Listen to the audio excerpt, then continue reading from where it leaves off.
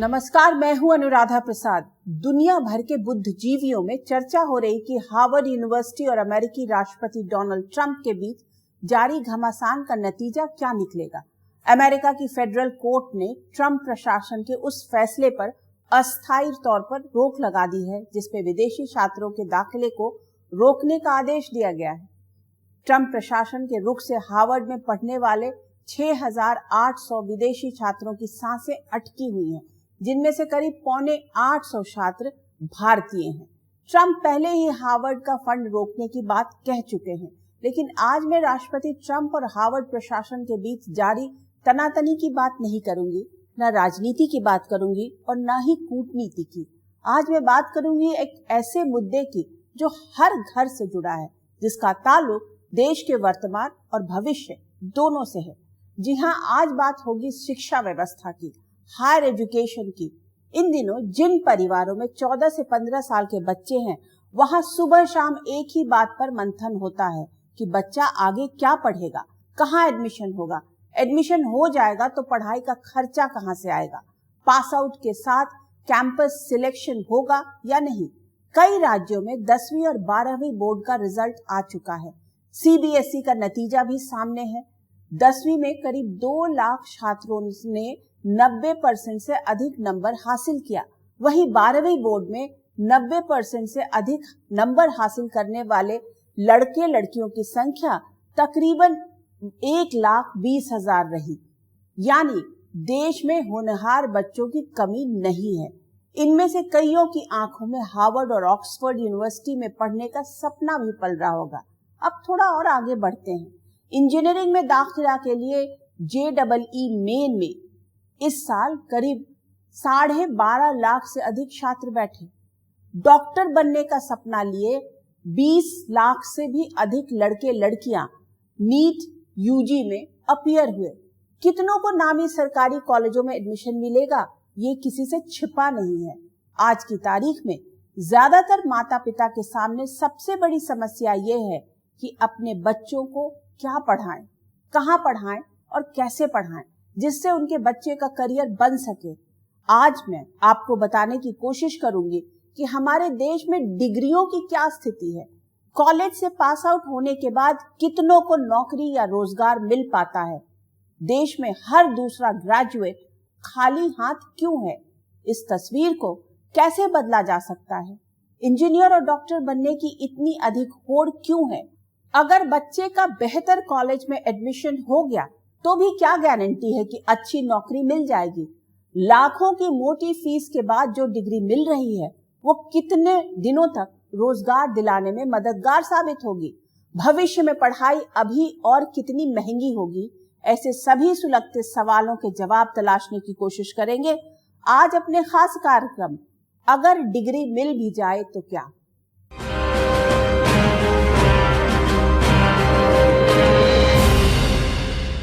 क्या कभी आपने अनुमान लगाया है कि हमारे देश में हर साल कितने बच्चे ग्रेजुएट होते हैं। उनमें से कितनों के हाथों में डॉक्टर या इंजीनियर की डिग्री होती है। उनमें से कितनों का पैकेज 10 लाख रुपए सालाना से ऊपर का होता है। हर साल कितने आर्ट्स और कॉमर्स के ग्रेजुएट्स पास आउट होते हैं। उनमें से कितनों को और कैसी नौकरी मिलती है।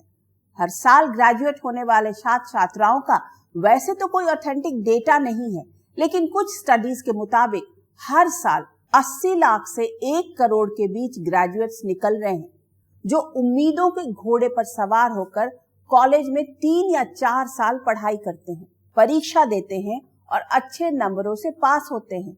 उसके बाद भी हर दूसरा डिग्रीधारी खाली क्यों है। आखिर क्यों? अगर किसी कोर्स में गड़बड़ी है तो फिर वो हमारी एजुकेशन सिस्टम की मेन स्ट्रीम में कैसे बना हुआ है। इस सवाल पर गंभीरता से सोचने की जरूरत है। इतिहास, भूगोल, समाजशास्त्र, दर्शन शास्त्र, राजनीति शास्त्र जैसे विषयों में ग्रेजुएट्स के लिए नौकरियों में कितने मौके हैं। कितनों का सिलेक्शन यूपीएससी या पीसीएस में होगा और बाकी के कहां जाएंगे।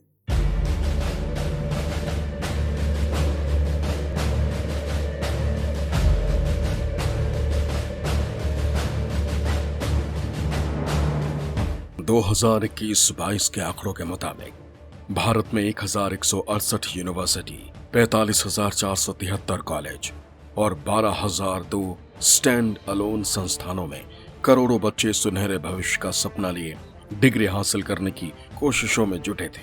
इस आंकड़े के अब और बड़ा होने की उम्मीद है।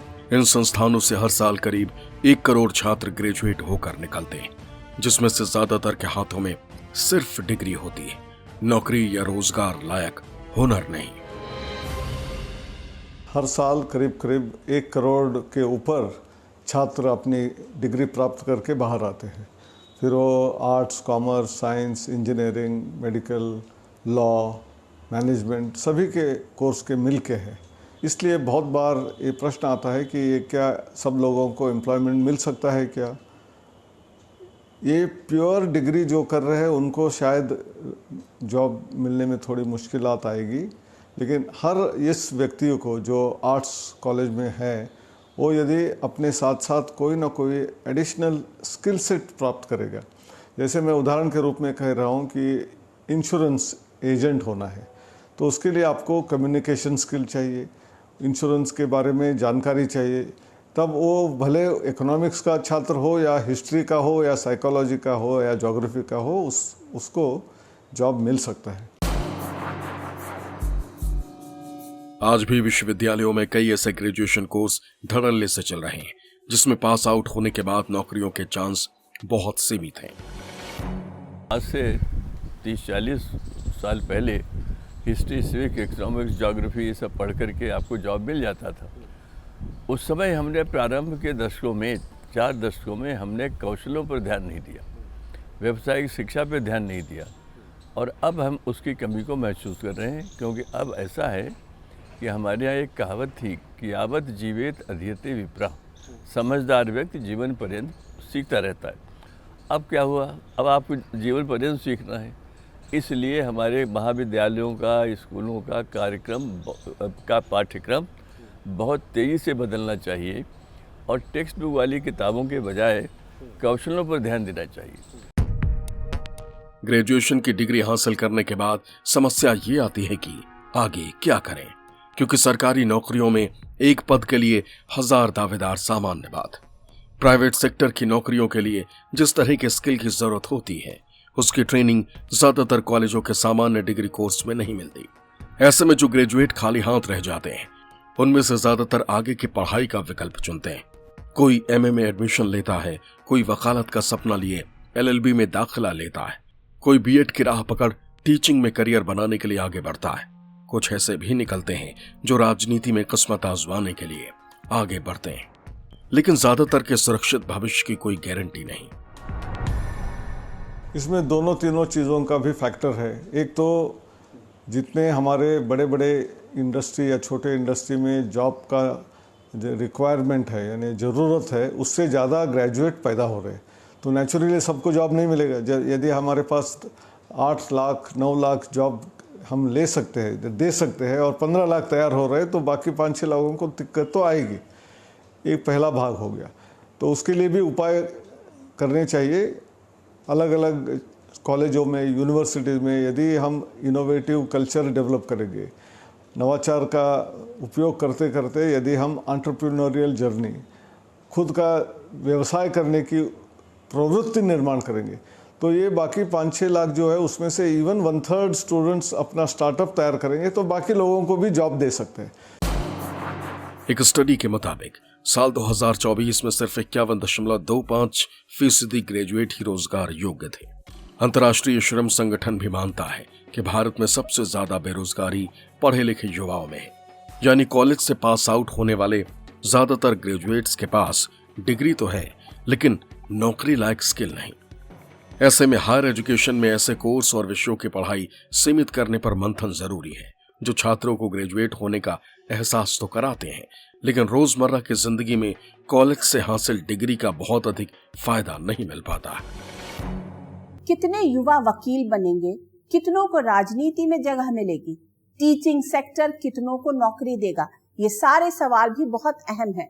हमारे देश में सामान्य ग्रेजुएट में से ज्यादातर खाली हाथ बैठे हैं या उन्हें डिग्री यानी पढ़ाई लिखाई के मुताबिक नौकरी नहीं मिल पाई है। दिल्ली, मुंबई, बेंगलुरु, चेन्नई, नोएडा, गुरुग्राम जैसे शहरों में खड़ी बड़ी बड़ी कंपनियों की सुरक्षा का जिम्मा संभालने वाले ज्यादातर सिक्योरिटी गार्ड्स ग्रेजुएट मिलेंगे। ऑफिस असिस्टेंट से लेकर ड्राइवर तक जैसी नौकरियों में मोर्चा संभाले कई कर्मचारियों के पास ऊंची डिग्री है। कोई भी काम छोटा या बड़ा नहीं होता है, हर काम का अपना महत्व है। पर यह सवाल तो ज्यों का त्यों खड़ा है कि डिग्री के हिसाब से रोजगार मिला या नहीं। इंटरनेशनल लेबर ऑर्गेनाइजेशन यानी ILO की बेरोजगारी की परिभाषा के मुताबिक अगर हफ्ते में किसी शख्स को कम से कम 1 घंटे की मजदूरी या कोई ऐसा काम मिलता है जिससे उसकी कमाई हो तो उसे बेरोजगार नहीं माना जाता। दुनिया के अधिकतर देशों में रोजगार की इसी परिभाषा के आधार पर बेरोजगारी के आंकड़े निकाले जाते हैं। ILO के मुताबिक 2023 में देश के भीतर जितने भी बेरोजगार थे उनमें से 80% युवा थे। पिछले 2 दशकों में पढ़े लिखे बेरोजगारों की संख्या डबल हुई है। ग्रेजुएशन या पोस्ट ग्रेजुएट के बीच बेरोजगारी दर 12% से अधिक है। दूसरी ओर 10वीं तक पढ़ाई करने वाले समूह में बेरोजगारी दर 2% से भी कम है। मतलब पढ़े लिखे और ऊंची डिग्री हासिल करने वालों के सामने रोजगार संकट तेजी से बढ़ रहा है। लेकिन कुछ कोर्स ऐसे भी हैं जिनमें दाखिले का मतलब है सुनहरे करियर की गारंटी। उनमें से एक है डॉक्टर की डिग्री। हमारे देश में मेडिकल की पढ़ाई को सबसे सुरक्षित करियर माना जाता है। इसी सोच के साथ देश के 780 मेडिकल कॉलेजों की 1,18,000 सीटों के लिए 20 लाख से भी ज्यादा छात्रों ने परीक्षा दी। करीब 55,000 सीटें सरकारी मेडिकल कॉलेजों की हैं, बाकी प्राइवेट मेडिकल कॉलेजों की हैं, जहां डॉक्टर बनने के लिए इतनी मोटी फीस चुकानी पड़ती है जितने में एक सामान्य मिडिल क्लास परिवार की पूरी जिंदगी निकल जाती है।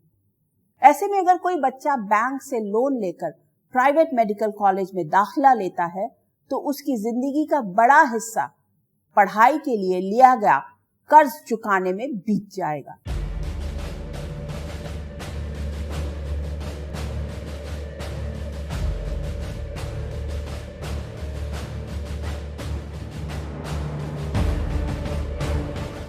देश भर के 780 मेडिकल कॉलेजों की 1,18,190 सीटों के लिए 20,80,000 दावेदार, मतलब हर सीट के लिए औसत 17 से अधिक दावेदार। बात यहीं खत्म नहीं होती। 1,18,190 सीटों में से सिर्फ आधी सरकारी मेडिकल कॉलेजों के लिए, यानी सरकारी मेडिकल कॉलेजों में एक सीट के लिए 35 से अधिक दावेदार खड़े। अब थोड़ा और आगे बढ़ते हैं। डॉक्टर बनने का सपना देखने वाले ज्यादातर छात्रों की ख्वाहिश होती है कि उसका दाखिला एम्स में हो। एम्स में MBBS के लिए इस साल करीब 1200 सीटें हैं, यानी 1733 छात्रों में से एक का ही एम्स में MBBS में एडमिशन का सपना पूरा हो पाएगा। पहले अलग अलग स्टेट्स में जो मेडिकल कॉलेजेस थे तो वो या तो नंबरों के बेस पे एडमिशन करते थे या वो अपना टेस्ट करते थे। कुछ साल पहले ये हुआ कि एक बच्चे को एक ही इम्तिहान दिया जाए और नीट की प्रथा शुरू हुई। उससे क्या होगा, एक एग्ज़ाम दें, आप पूरे कंट्री के मेडिकल कॉलेजेस जो हैं उसमें आप एडमिशन के लिए ट्राई कर सकते हैं। और जब से ये प्रोसेस शुरू हुआ है तो स्टूडेंट्स की संख्या भी बढ़ी है। सरकारी मेडिकल कॉलेज और प्राइवेट मेडिकल कॉलेजों की फीस में जमीन आसमान का अंतर है, इसलिए छात्र पूरी ताकत झोंक देते हैं मेडिकल में दाखिला की गेटवे नीट UG परीक्षा में अच्छी रैंकिंग के लिए। देश के नामी सरकारी मेडिकल कॉलेजों की सालाना फीस इतनी कम है जितना महानगरों के अच्छे स्कूलों के 1 क्वार्टर की ट्यूशन फी होती है। वहीं प्राइवेट मेडिकल कॉलेज की फीस अलग अलग है। एक आंकड़े के मुताबिक देश के कुछ जाने माने प्राइवेट मेडिकल कॉलेजों के MBBS कोर्स में पहले साल के लिए लाखों की फीस भरनी पड़ सकती है। DY Patil medical college Pune की फीस करीब 27 लाख, चेन्नई के श्री रामचंद्रा मेडिकल कॉलेज की फीस करीब 30 लाख, तो भारतीय विद्यापीठ मेडिकल कॉलेज पुणे की करीब 23 लाख। ऐसे में जो बच्चे सरकारी मेडिकल कॉलेजों में दाखिले की दौड़ में पिछड़ जाते हैं वो प्राइवेट मेडिकल कॉलेजों में दाखिले के लिए जद्दोजहद करते हैं। डॉक्टर की डिग्री के लिए बैंक लोन की ओर देखते हैं। मेडिकल का जो फील्ड है डॉक्टर बनने का, वो किसी को बचपन से शौक है, वो यदि जाना चाहें तो उस हिसाब से तैयारी भी करता है। और पढ़ने के लिए ज़रूर कई बार प्राइवेट कॉलेजों में फ़ी ज़्यादा होने की वजह से घर से यदि कैपेसिटी नहीं है तो लोन भी लेना पड़ सकता है। लेकिन एक बार डॉक्टर अच्छी तरीके से परीक्षा प्राप्त यानी अपने प्रैक्टिकल एस्पेक्ट के साथ, इंटर्नशिप के साथ बाहर आता है तो उसकी आमदनी कंटिन्यूसली बढ़ती जा सकती है। तो इसलिए लोन वापस देने में कुछ समय ज़रूर लगेगा, 10 साल लगेंगे, 15 साल लगेंगे, हो सकता है। और जिनके घर में काफ़ी यानी रईस जो व्यक्ति है, उनके घर वालों को तो फ़ी देने में कोई दिक्कत नहीं आती है। लेकिन सबसे महत्वपूर्ण प्रॉब्लम इतनी फ़ी बढ़ने के लिए भी कारण है, नंबर ऑफ़ सीट्स जो है वो कम है। आज की तारीख में प्राइवेट मेडिकल कॉलेजों में MBBS कोर्स पूरा करने की फीस करीब 50 लाख से 1 करोड़ रुपए के बीच चुकानी पड़ती। ऐसे में मेडिकल की डिग्री हाथ में आते आते युवा डॉक्टर्स के ऊपर भारी भरकम एजुकेशन लोन और EMI चुकाने की टेंशन बढ़ जाती है। ऐसे में युवा डॉक्टर्स के सामने बड़ी चुनौती ये होती है कि क्या उन्हें पास आउट होने के बाद इतनी सैलरी मिलेगी जिससे एजुकेशन लोन की EMI भर सके और अपना खर्चा चला सके। पिछले एक दशक में देश भर में MBBS की सीटें डबल से अधिक हुई हैं। इसी तरह अच्छे सरकारी इंजीनियरिंग कॉलेज यानी IITs और NITs से डिग्री के लिए बहुत मारामारी है। इस साल JEE मेन में 12.5 लाख से अधिक दावेदार बैठे। जरा सोचिए, इनमें से कितनों को IITs और NITs में एडमिशन मिलेगा, बाकी कहाँ जाएंगे? प्राइवेट कॉलेजों का रुख करेंगे तो डिग्री के लिए मोटी फीस चुकानी होगी। एक अनुमान के मुताबिक हर साल देश में करीब 15 लाख बच्चे इंजीनियरिंग की डिग्री हासिल करते हैं। इनमें से बड़ी तादाद में इंजीनियरिंग ग्रेजुएट्स के हाथों में सिर्फ डिग्री ही रह जाती है। उन्हें डिग्री के हिसाब से नौकरी नहीं मिल पाती। साल 2024 में 24,000 से अधिक IIT और NIT ग्रेजुएट्स में से 8,000 का कैंपस प्लेसमेंट नहीं हुआ। मतलब IIT और NIT से पास हर तीसरा इंजीनियर कैंपस प्लेसमेंट में पीछे छूट गया। हर साल लाखों की तादाद में IITs में एडमिशन का सपना लिए छात्र JEE मेन और JEE एडवांस में बैठते हैं, लेकिन सीटें हैं गिनती की। इस साल भी JEE मेन में 12.58 लाख से अधिक छात्रों ने हिस्सा लिया। इसमें हाई कट ऑफ वाले 1.87 लाख छात्र JEE एडवांस में बैठे, जिसमें रैंकिंग के आधार पर IITs में दाखिला मिलेगा। देश की 23 IITs में बीटेक के लिए 17,700 सीटें हैं। IITs समेत दूसरे नामी सरकारी इंजीनियरिंग कॉलेजों में दाखिले के लिए रेस इसलिए तेज है क्योंकि वहां फीस कम लगती है। साथ ही पढ़ाई खत्म होने से पहले ही लाखों रुपए के पैकेज का प्लेसमेंट तय माना जाता है। पिछले कुछ वर्षों का ट्रेंड बता रहा है कि IITs और NITs की डिग्री के बाद भी कैंपस प्लेसमेंट की गारंटी नहीं है।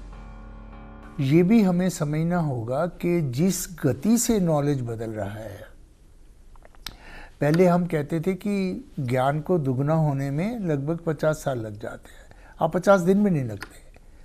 तो जब इतनी तेजी से ज्ञान बदल रहा है तो अब शिक्षा के माध्यम से, क्लासरूम के माध्यम से कितना पढ़ा लीजिएगा। तो अब तो ज़रूरत ये है बच्चे को ये सिखाने की कि तुम अपने आप कैसे ग्रो कर सकते हो। आज जो है वो डिग्री की कोई इम्पोर्टेंस नहीं है। बड़ी बड़ी कंपनियां वो डिग्री को इम्पोर्टेंस नहीं देखती, कि वो देखती हैं कि आपका पोर्टफोलियो क्या है, आपने क्या किया है, आपको क्या आता है।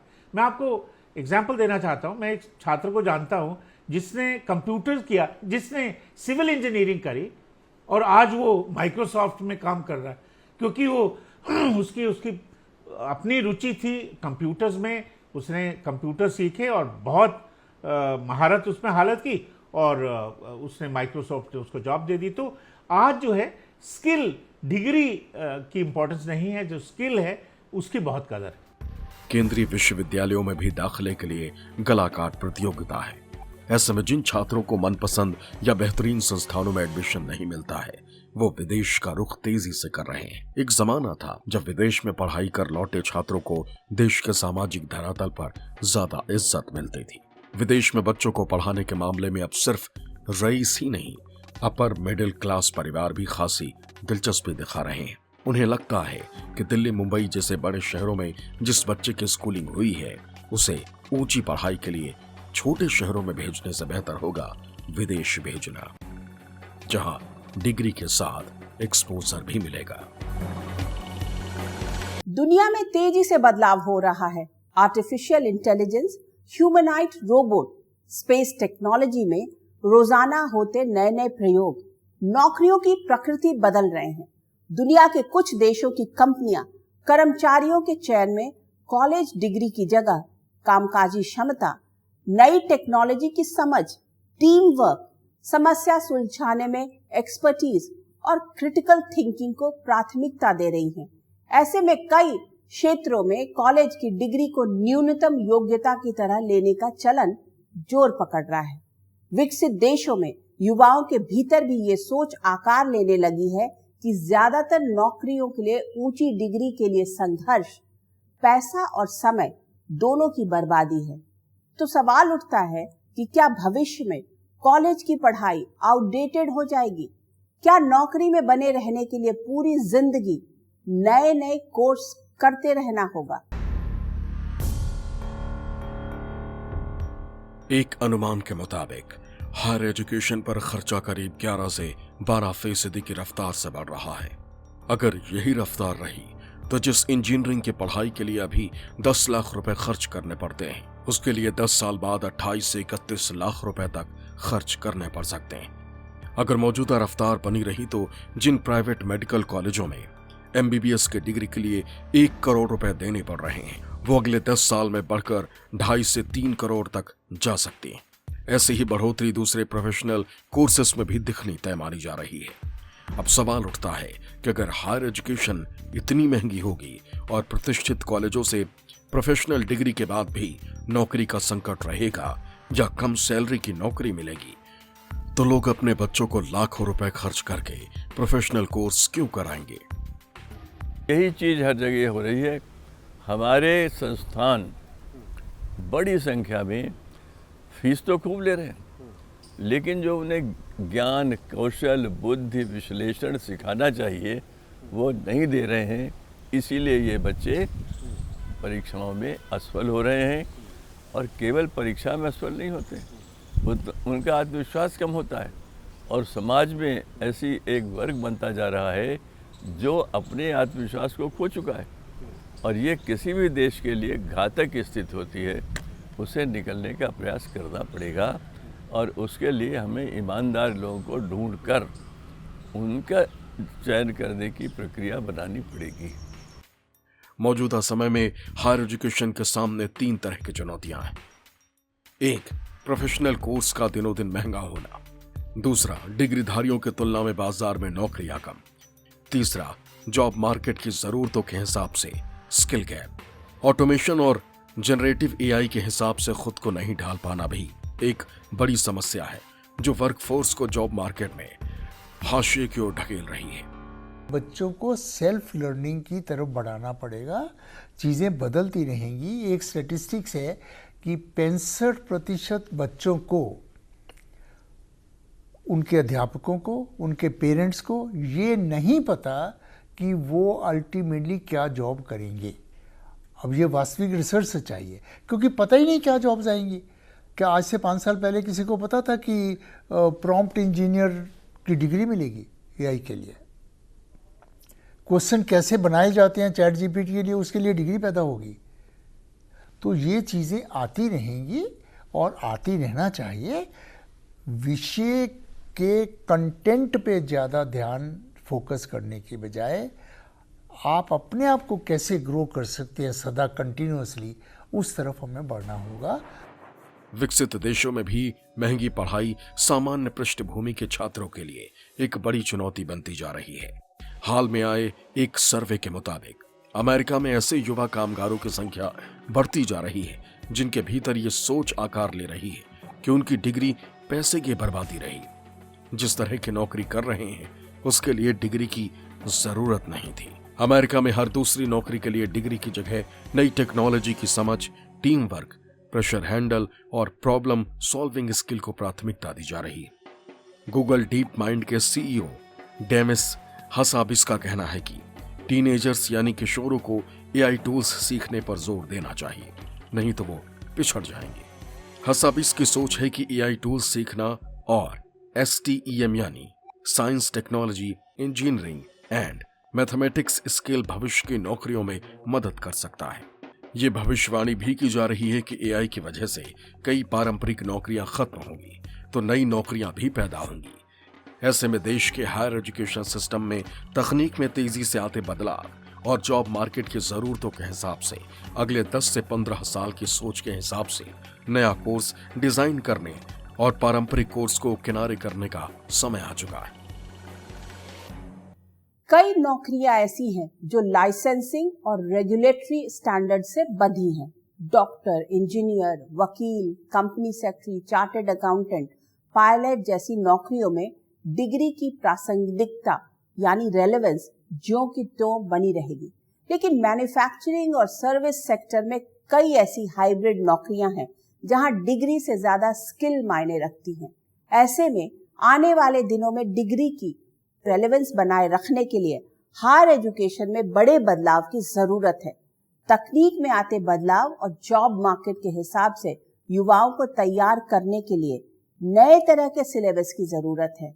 ऐसे विषयों की पढ़ाई कॉलेज और यूनिवर्सिटी में सीमित करने की जरूरत है जो युवाओं की नौकरी के मौकों को कम करते हैं।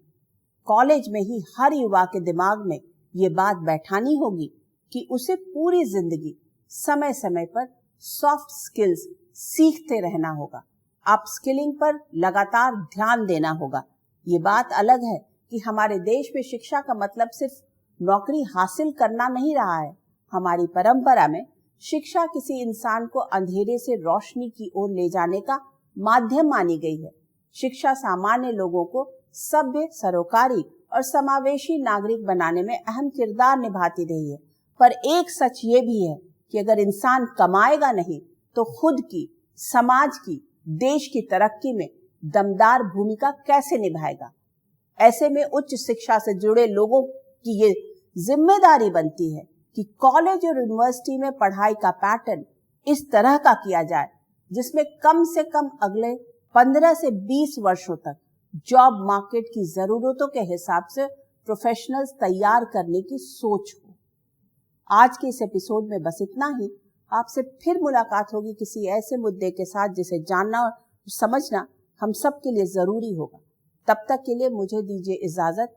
निष्पक्ष खबरों के लिए आप देखते रहिए न्यूज़ 24। नमस्कार।